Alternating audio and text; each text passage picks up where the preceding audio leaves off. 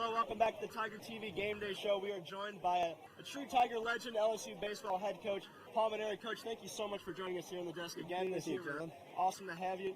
I got to talk about it before we get into anything sports related, but you went and flew with the U.S. Air Force Thunderbirds, the fighter jets, the F-16s. I know it may be hard to put into words exactly, but just talk about that experience for you, what it was like.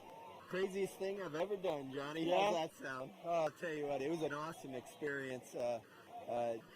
You do something like that, and then your admiration for the people that do that for a living, for us. It just happened to be this week is Veterans Day, earlier this week. But your admiration for those people, for the things they do to put their life on the line daily for us, just goes through the roof. And the skill, the courage, the composure, the poise, the self-confidence, all the traits that you would see in a really outstanding athlete are clearly displayed in those pilots in their cockpit, because I was so disoriented. I was just holding on for dear life. And this guy's flying the plane like it's a walk in the park. It was a great experience for me. That's awesome. But back to baseball and fall ball just concluding about a week ago. Just kind of talk about what you saw that you liked from the team, and what are you looking for in fall ball that can be applied to the season kicking off, and it seemed right around the corner. It seems right around the corner, but give me a little time off. All right, February 19th is opening day. I'll tell you, the fall practice was great, Johnny. It's one of the best fall practices we've had in my tenure.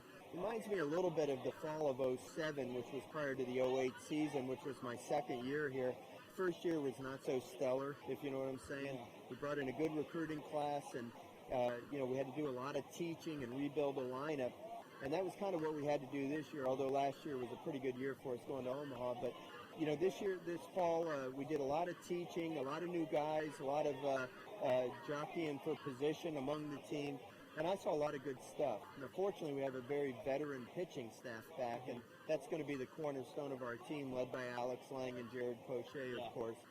Jake Fraley comes back as an everyday regular, and I think he's going to be a good leader for our team. But we're going to count on some young players. There's just no two ways about it. But the growth that I saw over the course of 2 months of this fall, if that's indicative of the pace of their growth in the spring, we're going to be just fine.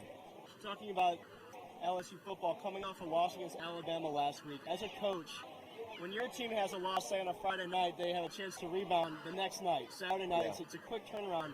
But for LSU, they have to wait a whole week, looking at social media, listening to the media, all that kind of stuff. How is it different for Les Miles trying to keep his team focused to bounce back tonight, as opposed to you knowing, hey, we have a chance tomorrow night and Sunday to bounce back quickly? Well, first of all, let's face it, Les has it figured out. I think they're 27-2 in games after losses in his career here. That's remarkable. And I've always said this about coaches, that they're worth their paycheck when things aren't going well, because it's so easy to motivate your players when everything's going great and they're winning and they're playing well and everybody's singing their praises. But when all of a sudden, you get knocked down, and now you worry about the players' confidence, you worry about their enthusiasm, their energy to play, that's when the coach has to perform his magic, so to speak. In Les's case, in some ways it's an advantage, in some ways it's a disadvantage that he has to wait a week to play. I know sometimes I wish I had a day or two, after a tough loss. But, what I do with our players is I just tell them we have a midnight rule. Midnight signifies the start of a new day. And so they have until midnight that day to celebrate the victory or to analyze the defeat.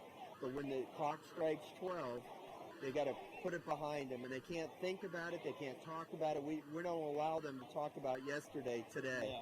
So everything is focused on it's a new day. If you won yesterday, doesn't mean you're going to win today. And if you lost yesterday, you can't lose that enthusiasm and that self-confidence. A huge guy who's been for the Tigers. It's going to be pivotal tonight. Leonard Fournette, he's been the guy all year. Had a tough game last week against Alabama. Is he one of the most dominant athletes you've ever seen at this university in your time here? He's a great athlete, and he's a great kid. There's no question about it. But I think it also proved last week that he can't do it alone. Absolutely. You have to get the blocking. Your defense has to do the job. It doesn't matter really how great you are, and that would be the case in any sport. Simmons, obviously, a tremendous basketball player, but he's going to need help. And baseball, Alex Lang's a great pitcher. But if he doesn't have a great catcher to handle him and guys to make the plays behind him and players to score runs for him, you waste that ability. And so it's incumbent upon every team to have a balanced team. It's great to have superstars, believe me, and we've had our share of them in baseball with Bregman and Matuk and Nola and Gosman and down the line. But they didn't do it alone, and they'll be the first to tell you that. You mentioned Ben Simmons and Alex Lang. What do you think it does for the image of LSU to have guys like Fournette, Simmons, and Lang, three of the best players in their sport collegiately here at LSU? Well, I think it speaks volumes about the magic of LSU. I mean, let's face it. We're all proud of our school, and LSU, in my opinion, represents excellence. And we all have high standards. The fans, the media, our administration, they all have high standards for all of our sports here, especially the three that you just mentioned. And when you sign up to come here, you accept that as part of the equation. People ask me all the time, are you afraid of the expectations? Is it overwhelming to you? Man, if you're afraid of it, you don't come to LSU. When I recruit players, I tell them point blank, listen, LSU is not for the faint of heart. Yeah. If you're not tough and you don't want to shoot for greatness, then LSU is not the right place for you.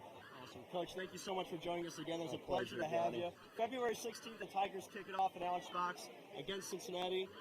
Cincinnati, congratulations on your graduation. Thank you so much. I appreciate my last show tonight. So is it really? Little I'm bittersweet. honored to be here with I you. appreciate that, Coach. Thank you so much. We'll be right back here on the Tiger TV Game Day Show.